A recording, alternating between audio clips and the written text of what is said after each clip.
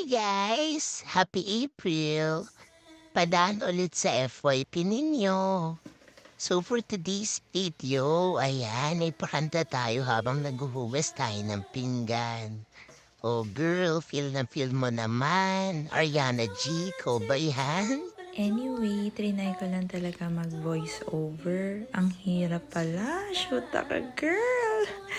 Guys, help me naman. Comment down below kung gusto niyo marinig yung boses ko or music na lang.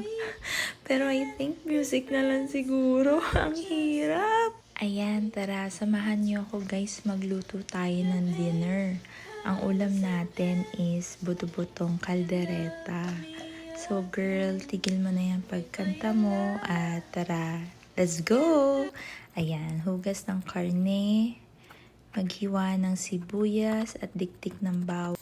Ayan, igisa natin at pag-usapan kung bakit ang hirap nitong voice over na to, nakakaloka. Ayan, anyway, guys, first time ko magluto nito at tinuruan ako ng sister kong mapagmahal. Cheret!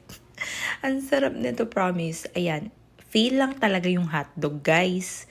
Kasi naman, hindi ko alam kung gaano kalaki i-cut yung hotdog. So, ang liit ng hotdog mo. Pero masarap yan. Oh, fresh na ulit si ate mo, girl. Oh, sige. Kain na tayo, guys. And again, thank you for watching my mini vlogs. I hope, guys, hindi kayo magsawa sa panonood ng mini vlogs ko. Please guys, help me follow naman sa IG, sa TikTok, and subscribe kayo sa YT ko. Ayun lang guys, thank you, and kung sensitive ka, bala ka dyan. Bye!